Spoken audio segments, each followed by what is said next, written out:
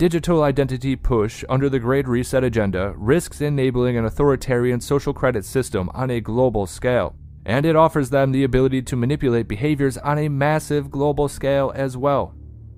When a sweeping solution to a hyper-generalized problem oversteps the boundaries of personal privacy and liberty, the solution poses a greater threat to the people than the problem it proposes to solve. As part of its Great Reset agenda to reshape the global economy, the World Economic Forum wants everyone on the planet to be linked with a digital ID, and I quote, "This digital identity determines what products, services, and information we can access, or conversely, what is closed off to us." A direct quote from the World Economic Forum. Now, doesn't that sound nice? No, it does not. And so, while digital identities show great promise towards improving the livelihoods of millions of people, they can also be used by authoritarian governments to profile and police citizen behavior under a social credit system. The idea behind digital identities is pretty simple enough. All the data collected from every online interaction you make with the private and public sectors goes into forming your digital identity. This data can include your personal search history, social media interactions, online profiles, device location, medical records, financial ledgers, legal documents, and more. As far as personal convenience goes, having a digital ID that consolidates everything into one place could be a godsend, in the way that you use your digital ID for a variety of goods and services, wherever you go, and all that data can be secured on the blockchain. But, like with any technology, trust comes from knowing how it's used, and knowing who benefits the most from when people use it. With a few tweaks of the code, blockchain can be corrupted by authoritarians to build social credit enslavement systems. A quote from Trent Lipinski, recently warned in the Cointelegraph. And I quote again, "If world governments legislate encryption technology for their own purposes and pervert consensus mechanisms for their own centralized enslavement systems, we will end up with digital currencies that can be used against the people of the world." And that is true. On the flip side, there are many ways of applying this tech for the good of humanity. However, I highly doubt the government of the world will do that. For example, though, the World Economic Forum highlighted an app developed by Irish blockchain company Aid Tech, which helps people without official documents create personal legal identities. However, there is a big difference between identity and identification. Providing a piece of identification to someone who didn't have an official document to begin with is one thing. It is an entirely different matter when the concept is expanded to include connecting every person on the planet with a digital ID, one that keeps a tamper-proof record of their behavior. Identity encompasses everything that makes you unique, and your identity is what the World Economic Forum is really interested in. Step out of line in every social media interaction which you partake. Every penny you trade and every move you make can be used against you.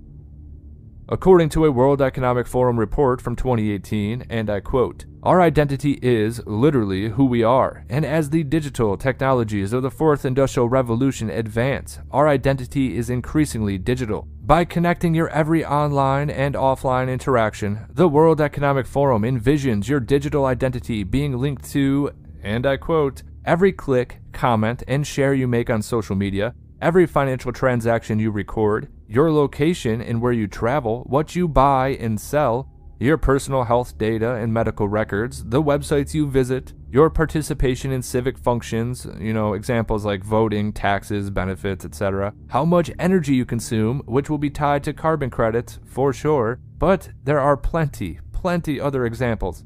Thus, your digital identity becomes an account of your social behavior, which can be policed. If you thought that your digital identity was just an app on a smartphone, wait until you see how the World Economic Forum wants your digital identity to be connected to your physical body through the Internet of Bodies.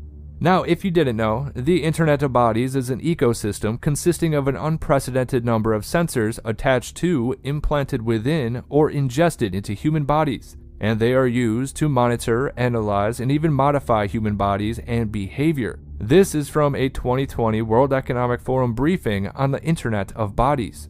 Check out what they have here. Now, I've already talked about this image, so I'm just going to move on. However, keep in mind that with the proposed Internet of Bodies, not only would your every societal behavior be recorded, but also everything you did in private. Again, are you starting to see how bad this is going to get? Sensors will detect when you go to the bathroom, where you sleep, your temperature, and even how fertile you are. It will all be connected to the internet within the Internet of Bodies ecosystem. Now, who could possibly benefit from the massive consolidation of every intimate detail of your life? Well, authoritarian government officials, of course, and private corporations. They are turning you into a commodity.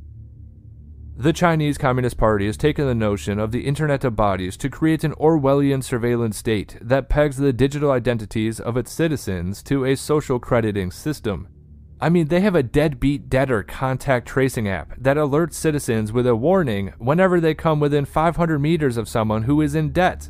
And they did this to the DNA phenotyping of over 1 million Uyghurs sent to re-education camps. The CCP is a living example of some of the horrible ways in which this digital identity can be exploited, and exploited it will be. Now, if you take a look at the strict lockdown procedures taking place across the world, in some areas you aren't allowed to be out past curfew. You are not allowed to buy or sell certain products. You're not allowed to open your business, and you're being told to wear a mask even in your own home. If you had a digital identity like the World Economic Forum proposes, the authorities would know the moment you broke curfew, went somewhere they told you not to, opened your business after they said shut it down, or let your mask slip down when they told you to keep it up. As far as social engineering experiments go, when people know that their every move is being recorded, they will police themselves into conformity. Just knowing that they are being watched will cause people to change their behavior, and this makes the job of the technocrat even easier. When digital solutions are presented on a case-by-case basis for real-world problems, they need immediate attention. But when an all-encompassing solution to a vague, generalized problem like the global economy oversteps the boundaries of personal privacy and liberty, the solution constitutes a greater threat to the people than the problem itself proposes. The thing is, it's the same with all of their agendas. They have a duality to it. Digital identities could, in theory, help better the lives of everyone on the planet. However, should society's fate be mandated from the Davos elite? And do we trust them not to subvert it and use it against us? Because I do not. Eine Maschine ist nach der Definition des deutschen Ingenieurs Franz Rölow eine Verbindung widerstandsfähiger Körper, welche so eingerichtet ist, dass mittels ihrer mechanische Naturkräfte genötigt werden können, unter bestimmten Bewegungen zu wirken. Die Verbindung der Körper zu einer Maschine verhindert für den Zweck unnötige oder störende Bewegungen, sodass nur die zweckmäßigen möglich sind. Es war der multidisziplinäre US-Wissenschaftler Louis Mumford, der diese Definition auf soziale Gemeinschaften übertrug. Die verbundenen Körper dieser Maschine sind die Menschen. Die Gesellschaft als soziale Megamaschine. Schon früh strebten die Eliten danach, die Steuerung dieser Maschine zu perfektionieren, denn sie verursacht hohe Kosten und erfordert jede Menge Propaganda und Personal. Der Steuerung waren damit ganz praktische Grenzen gesetzt. Doch die Digitalisierung verändert alles. Unser gesamtes Leben hängt heute von digitalen Daten ab. Daten sind der buchstäbliche Schlüssel zur Befriedigung unserer Grundbedürfnisse. Wer die Kontrolle über diese Daten erlangt, der kontrolliert auch uns und kann jedes störende Rädchen der sozialen Megamaschine mit einem Klick ausschalten. Im Juni 2021 beschloss die EU-Kommission, ein einheitliches digitales Identitätssystem einzuführen, die European Digital Identity Wallet. Aller Kritik zum Trotz haben sich alle EU-Mitglieder verpflichtet, die Vorgabe bis September 2023 umzusetzen. Und viele haben ohnehin bereits nationale Systeme im Einsatz. Wenn nun alle diese nationalen Daten in einer zentralen EU-Wallet zusammenfließen, entsteht ein gefährliches Machtinstrument. Ein Machtinstrument, das von globalen Konzernen und deren Stiftungen schon lange gefordert wird. Zum Beispiel mit der Initiative ID 2020. Nach ihren Plänen sollte jeder Erdenbürger bis zum Jahr 2030 eine weltweit eindeutige Nummer erhalten, unter der alle Transaktionen und Aktivitäten erfasst werden. Natürlich nur zu seinem Besten. Man gewinnt den Eindruck, dass Regierungen und Konzerne ganz einträchtig und Hand in Hand an der sozialen Megamaschine zusammenarbeiten. Es passiert also genau das, wovor Digitalaktivisten immer wieder warnen. Sind Überwachungsinstrumente erst einmal eingeführt, dann haben sie die unangenehme Eigenschaft zu bleiben. Jeder Mensch besitzt einzigartige äußere Merkmale. Mit Hilfe von Kameras, Biosensoren und der heute verfügbaren Rechenleistung kann man anhand dieser Merkmale eine Person auch in der realen Welt verfolgen. In Echtzeit, ganz ohne Smartphone, Kreditkarte oder Personalausweis. Diese biometrisch-digitale Massenüberwachung im öffentlichen Raum wird in Europa seit Jahren massiv ausgebaut, wie die European Digital Rights Initiative EDRI in ihrem jüngsten Bericht feststellt. Bereits 2018 initiierte die EU den Verhaltenskodex zur Bekämpfung von Desinformation, in dem sich die digitalen Großkonzerne zu umfangreichen Löschungen und zur Manipulation ihrer Suchergebnisse verpflichteten. Im Juni 2022 wurde aus dieser freiwilligen Selbstverpflichtung schließlich ein Gesetz mit noch weitreichenderen Konsequenzen, der Digital Services Act. Während so die veröffentlichte Meinung unter Kontrolle gebracht wird, findet parallel ein Angriff auf die private Kommunikation statt. Am 6. Juli 2022 verabschiedete das EU-Parlament die E-Privacy-Verordnung. Sie zwingt die Anbieter von E-Mail-Diensten, sozialen Netzwerken, Messengern, Videokonferenztools und Betriebssystemen, ihre Plattformen auf verdächtige Inhalte zu prüfen. Automatisiert, dauerhaft und anlasslos. Jedes Mal, wenn eine Website uns auffordert, eine neue digitale Identität zu erstellen oder uns bequem über eine große Plattform anzumelden, haben wir in Wirklichkeit keine Ahnung, was eigentlich mit unseren Daten passiert. Und aus diesem Grund wird die Kommission demnächst eine sichere europäische digitale Identität vorschlagen.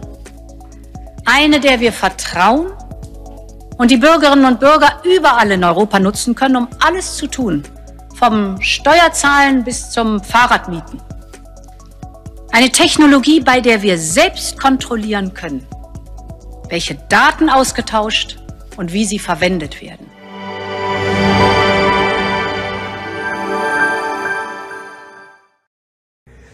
On aura des sources de conflits énormes qui se traduiront à la fois par des conflits, mais aussi par une demande d'ordre, une demande de sécurité, une demande de dictature. La démocratie sera en cause, la démocratie sera menacée. Et ce qu'on voit aujourd'hui monter avec les mouvements religieux n'est qu'une toute petite annonce de ce qui vient, c'est-à-dire le fait que beaucoup de gens diront, face à cet univers-là, au fond, la démocratie n'est peut-être pas le meilleur des systèmes, puisqu'elle ne nous a pas protégés contre ce chaos. Et des gens diront peut-être que nous avons besoin de plus de la sécurité que de la liberté, donc la dictature, c'est quand même mieux que la démocratie. Et les technologies qui permettent aujourd'hui de plus en plus de surveiller, de créer des conditions de contrôler, où chacun lui-même se contrôle et surveille lui-même et les autres, donnent par la technologie les moyens de faire passer la surveillance par-dessus la liberté. On voit